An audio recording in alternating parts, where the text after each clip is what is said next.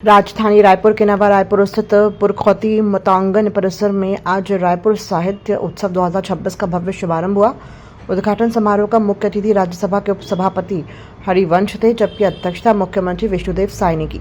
समारोह का आयोजन विनोद कुमार शुक्ल मंडप में किया गया। इस अवसर पर उप मुख्यमंत्री अरुण साव, महात्मा गांधी अंतर्राष्ट्रीय हिंदी विश्वविद्यालय वर्धा की कुलपति डॉक्टर कुमुद शर्मा और सुप्रसिद्ध रंगकर्मी एवं अभिनेता मनोज जोशी विशिष्ट अतिथि के रूप में उपस्थित थे। साथ ही मुख्यमंत्री के मीडिया सलाहकार पंकज झा, वरिष्ठ पत्रकार अनंत विजय और छत्तीसगढ़ साहित्य अकादमी के अध्यक्ष शशांक शर्मा सहित अन्य गणमान्य नागरिक भी समारोह में मौजूद थे। आज से 3 दिवसीय साहित्य उत्सव का शुभारंभ हुआ है और इसका शुभारंभ राज्यसभा के उपसभापति आदरणीय हरिवंश सिंह जी ने किया है और देश से भी प्रदेश से भी ख्याति नाम साहित्यकार इसमें पधारे हैं और 120 से ज़्यादा साहित्यकार पधारेंगे और कुल 42 सत्र का आयोजन हुआ है और साहित्य प्रेमी भी भारी संख्या में इसमें आ रहे हैं और निश्चित रूप से साहित्य के जगत में छत्तीसगढ़ में ये मील का पत्थर साबित होगा। राजधानी रायपुर में आज से पुलिस कमिश्नरेट प्रणाली औपचारिक रूप से लागू हो गई है। जीई रोड स्थित नए कमिश्नर कार्यालय में आईपीएस डॉक्टर संजीव शुक्ला ने पहले पुलिस कमिश्नर के रूप में पदभार संभाला। इस दौरान सभी एसीपी, डीसीपी और वरिष्ठ अधिकारी मौजूद रहे। 2004 बैच के आईपीएस अधिकारी डॉक्टर शुक्ला का जन्म 8 जनवरी 1967 को हुआ। वे पहले राज्य पुलिस सेवा में चयनित हुए और बाद में पदोन्नति के जरिए आईपीएस बने। दुर्ग जिले में एएसपी और एसपी रहते हुए उनकी पहचान सख्त और प्रभावी पुलिसिंग के लिए रही। वे बिलासपुर रेंज के आईजी और सीआईडी प्रमुख भी रह चुके हैं। उत्कृष्ट सेवाओं के लिए उन्हें 2010 और 2022 में राष्ट्रपति पुलिस पदक से सम्मानित किया गया है। पदभार ग्रहण के बाद उन्होंने कहा कि कमिश्नरेट प्रणाली से रायपुर में कानून व्यवस्था, यातायात, महिला सुरक्षा और साइबर क्राइम नियंत्रण को मजबूती मिलेगी। रायपुर राजधानी में कमिश्नरेट सिस्टम शासन ने शुरू किया है और मेरी परिस्थापना यहाँ की है। मैंने अभी यहाँ ज्वाइन किया है और जिन अधिकारियों की परिस्थापना हुई है, आज शाम तक या कल सुबह तक सभी अधिकारी यहाँ ज्वाइन कर लेंगे और उसके साथ ही ज्वाइनिंग के साथ ही हम लोग काम शुरू करेंगे। पहली प्राथमिकता क्या रहेगी सर?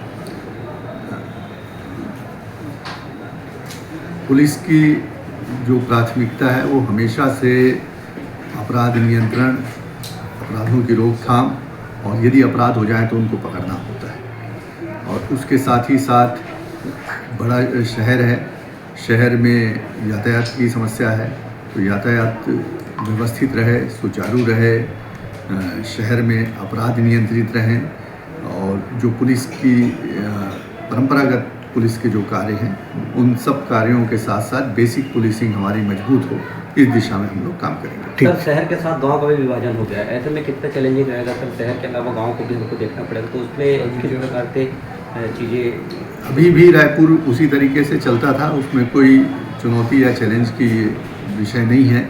अभी जो अधिकारी पदस्थ हैं वही रायपुर को देख रहे थे, वही अधिकारी आगे भी काम करते रहेंगे और बल्कि अधिक उत्साह से काम करेंगे, क्योंकि शासन ने बहुत विश्वास करके ये जिम्मेदारी पुलिस को सौंपी है और जनता की भी काफ़ी अपेक्षाएं हैं।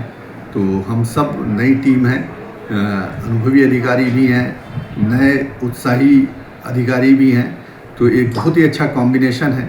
तो हम सब एक टीम के रूप में काम करेंगे और कोशिश करेंगे कि जिस उम्मीद के साथ शासन ने हम लोगों की प्रतिस्थापना की है और जनता को जो अपेक्षा है, उस उम्मीद में और उस अपेक्षा में रायपुर पुलिस सही उतरे। बस्तर जिला कांग्रेस कमेटी ने एनएमडीसी पर वादा खिलाफी और स्थानीय लोगों से धोखाधड़ी का आरोप लगाया है। कांग्रेस ने राष्ट्रपति के नाम ज्ञापन सौंपते हुए 1 दिवसीय धरना प्रदर्शन का चेतावनी दी। मुख्य मांगों में एनएमडीसी का निजीकरण रोकना, बस्तर वासियों को नौकरियों में 50% आरक्षण, 300 करोड़ के संदिग्ध टेंडर की जांच, प्रभावित गांवों में सीएसआर के तहत विकास कार्य, प्रदूषण पर रोक और कोपागुड़ा में सुपर स्पेशलिटी अस्पताल की स्थापना शामिल है। आज Congress party NMDC steel plant ने जो वादे किए थे बस्तर की जनता के साथ, यहाँ के प्रभावितों के साथ, आज उसका परिपालन नहीं कर रही है, वादा खिलाफी कर रही है। इसको लेके आज धरना प्रदर्शन किया गया। और जब स्टील प्लांट लगा था तो इन्होंने बड़े बड़े सब्जबाग दिखाए बस्तर वासियों को यहाँ की जमीन लेने के लिए कि बस्तर के नौजवानों को रोजगार दिया जाए। आज प्लांट लग गया, बस्तर के नौजवानों को रोजगार तो नहीं मिल रहा है। उड़ीसा से लोगों को लाकर रोजगार दिया जा रहा है, आंध्रा से लाकर रोजगार दिया जा रहा है, तेलंगाना से लाकर रोजगार दिया जा रहा है। बस्तर के लोगों का हक मारने का काम हो। दूसरी बड़ी बात स्वास्थ्य को लेकर थी कि यहाँ के लोगों को प्रभावित क्षेत्र है, बड़ा क्षेत्र है, इनके स्वास्थ्य के लिए मल्टी सुपर स्पेशलिटी हॉस्पिटल खोलने के बाद, लेकिन आज अपने वादे से एनएमडीसी मुकर गई है कि स्टील प्लांट का जो स्पेशलिटी हॉस्पिटल लगना था वो भी नहीं लग रहा है। साथ में क्षेत्र में शिक्षा व्यवस्था के लिए पंचायतों में आवासीय विद्यालय खोलने की बात थी, वो भी विद्यालय भी नहीं खोल रहा है। यहाँ पे जो प्रभावित किसान हैं, इनकी जो यहाँ का वेस्टेज पानी है किसानों की खेती में जा रहा है, फसलें बर्बाद हो रही है, मुआवजा नहीं मिल रहा है। इन सारी चीजों को लेकर आज कांग्रेस पार्टी ने धरना प्रदर्शन करके यहाँ के अधिकारी को ज्ञापन दिया है और एनएमडीसी को आपके माध्यम से ये चेतावनी है हमारे कि ये बस्तर वीरों की धरती है। यहाँ अंग्रेजी हुकूमत के खिलाफ में गुंडा धूर ने जंग लड़ी थी और अंग्रेजों को यहाँ से खदेड़ा था। तो आज इस शांत भूमि में, वीरों की इस भूमि में अगर यहाँ के लोगों की अनदेखी लगातार ऐसी करी तो एनएमडीसी तैयार रहे। बस्तर का नौजवान, छत्तीसगढ़ का नौजवान जिसकी आशा की एक किरण थी स्टील प्लांट, इसके खिलाफ बहुत बड़ा आंदोलन हो। बसंत पंचमी के शुभ अवसर पर देश भर में मां सरस्वती की पूजा अर्चना श्रद्धा के साथ की गई। राजधानी रायपुर के कालीबाड़ी स्थित सरस्वती मंदिर में बंगाली समाज द्वारा विधिवत पूजा संपन्न हुई, जिसमें बड़ी संख्या में श्रद्धालु शामिल हुए। इस अवसर पर श्रद्धालु पीले वस्त्र धारण कर मंदिर पहुंचे। परंपरा के अनुसार 2 से 4 वर्ष के बच्चों को पेंसिल पकड़कर लिखना सिखाया गया, जिसे खाता उत्सव कहा जाता है। बच्चों ने पुस्तकों के साथ मां सरस्वती से ज्ञान और उज्जवल भविष्य का आशीर्वाद लिया। आज हम सभी बंगालियों के लिए ही नहीं, सभी माँओं के लिए आज बहुत स्पेशल दिन होता है, क्योंकि सरस्वती माँ से हमारी बेटी, हमारे बच्चों को बहुत बहुत सारा आशीर्वाद मिले, उनका करियर, उनका पढ़ाई लिखाई इतना अच्छा हो कि हम सभी माँ लोग गर्व से कह सके कि हाँ, हमारे बच्चों को हमने सही शिक्षा दी है।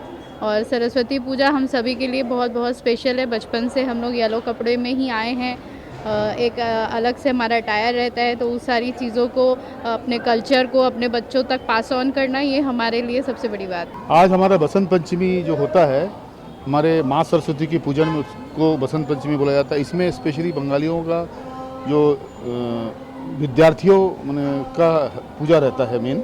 इसमें आज के दिन सब पीले कलर का वस्त्र धारण करके आते हैं और जो पढ़ने लिखने वाले जो बच्चे हैं वो माँ के पास अपना किताब कॉपी देते हैं। इस दिन स्पेशली हमारे उसमें कहा जाता है इस दिन पढ़ाई लिखाई नहीं करते, पेन नहीं छूते हैं।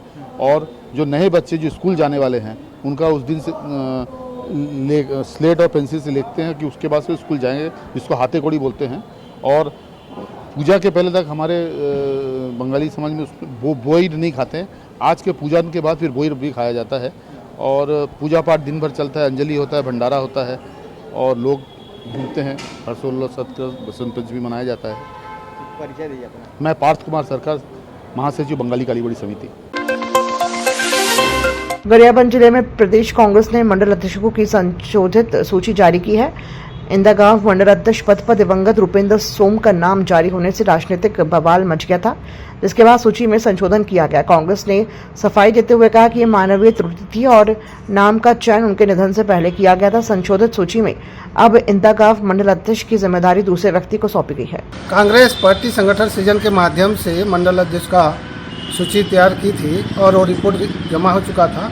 सूची निकलने में थोड़ी सी विलम्ब तो हुई और ये जो है लगभग 1500 मंडल अध्यक्ष का सूची नाम तैयार किया जाना था। लेखनी त्रुटि है, इसमें इतना बड़ा मुद्दा नहीं बनाना चाहिए। और रुपेंद्र जी के निधन के पश्चात फिर से हमने ब्लॉक कांग्रेस कमेटी मैनपुर के माध्यम से मनोरम कोराम जी के नाम से प्रस्ताव भेजा है। नक्सल विरोधी अभियान के तहत धमतरी जिले में बड़ी सफलता मिली है। धमतरी पुलिस अधीक्षक कार्यालय में 9 नक्सलियों ने हथियारों सहित आत्मसमर्पण किया। ये कार्रवाई रायपुर रेंज के आईजी अमरीश मिश्रा के समक्ष संपन्न हुई। आईजी अमरीश मिश्रा ने तालियां बजाकर आत्मसमर्पण करने वाले नक्सलियों का स्वागत किया और कहा कि राज्य सरकार की पुनर्वास नीति से प्रभावित होकर नक्सली हिंसा का रास्ता छोड़ मुख्यधारा में लौट रहे हैं। आत्मसमर्पण करने वाले 9 नक्सलियों पर कुल 47 लाख रुपए का इनाम घोषित था। इनमें 2 महिला नक्सली 8-8 लाख, एक 5 लाख का इनामी पुरुष नक्सली शामिल है। भौगोलिक रूप से 5 नक्सली धमतरी नोआपड़ा क्षेत्र और 4 आंध्र प्रदेश से जुड़े हैं। आत्मसमर्पित नक्सलियों में डिविजनल कमेटी मेंबर सहित बड़े कैडर के नक्सली शामिल हैं। नाम ज्योति ताती। अच्छा, ये बताएंगे आप ये नक्सली संगठन में कब से क्या है? नक्सली संगठन में 2006 से जुड़ गई हूँ। आप कौन कौन से वहाँ पद में रहे हो आप? वहाँ तो पहले सदस्य था। अच्छा, उसके बाद ये सी। कितना दिन से आप सक्रिय थे? कब से आप ज्वाइन? कितने साल से? लगभग 20 साल। अच्छा, जीत गई। तो ये नक्सल संगठन में जुड़ने का कारण क्या था आपका? क्यों जुड़े आप? नक्सल संगठन में जुड़ने का जो पार्टी भी हर समय बोले जनता का पार्टी है, जनता का समस्या हल करने के लिए संघर्ष कर रहे करके बोले हो, वही ठीक है करके हम भी जुड़ गए सर। इसके पीछे अभी तो हमारा पार्टी पूरा नुकसान हो गई, हमारा नेता लोग नहीं है और हमारा शक्ति नहीं है करके हम सोचे हो। वो पार्टी भी हमारा वो सोनू दादा अपील किया, शक्ति नहीं है, हम आत्मसमर्पण करके मुख्य धारा में लौट कर जिएंगे करके वो चले गया। वो हमको खुद नहीं बोला लेकिन वो चले गया। फिर हमारा क्षेत्र में भी हमारा शक्ति सशस्त्र संघर्ष करने के लिए फिर हथियार लेके घूमने के लिए नहीं सकेंगे करके सोचकर मुख्य धारा में लौटे। तो अभी आप मुख्य धारा में लौटे तो कैसा लग रहा है अभी आपको? मुख्य धारा में लौट कर हम समाज की सबसे परिवार के साथ जुड़ कर रहेंगे करके सोचे। आपका शादी हुआ था कि नहीं हुआ था? शादी हो गया था, मुठभेड़ में शहीद हो गया मेरा जीवन साथी।